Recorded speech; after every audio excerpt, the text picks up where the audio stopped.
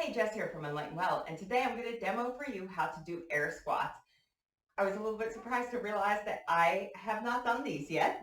I've done a few other weighted variations of squats, but not straight up air squats. So to start, you want to get your posture nice and organized, feet a little bit wider than hip width distance apart. My toes are pointed out a very tiny bit. There's that old rule of thumb that you never let your knees go past your toes.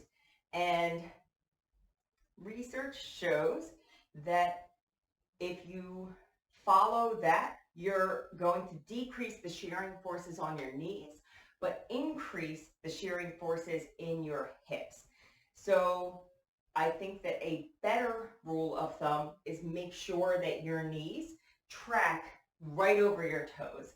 If you've done yoga, you'll hear most yoga instructors talk about your knee going over that second toe.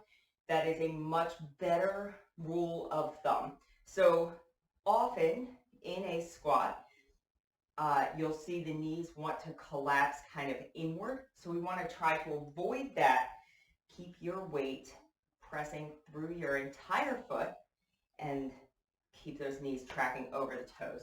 So I'm going to turn to the side here, take 1 or 2 reps so that you can see. I'm just pressing my butt back, my shoulders stay back, my head stays tall, and stand up.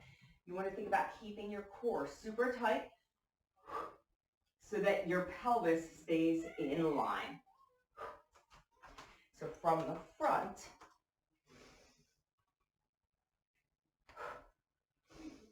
so inhale on the way down. That's going to help you to keep that really tight core. That's going to hold your pelvis in position. So what we don't want to see, hopefully I can even do it, is where you come down and kind of your core goes floppy, my tail tucks under, and now I'm leaning really far forward and very slumped in my low back. We don't want that. We want tight core, shoulders back, tall torso. So I'm going to give you one other option. You can use, I'm going to use my box. This will also work with a bench or a sturdy chair. So while you're kind of working and learning how to track well through this pattern, sit down. Just literally sit down and stand up. And as you get comfortable with this, you can start to, instead of sitting all the way down, just tap your butt and stand. You can also, in my box I've got some different heights here, so we can also flip it, work on getting a little bit lower in the squat, and then stand up out of it. So that's a few different variations for you in your air squats.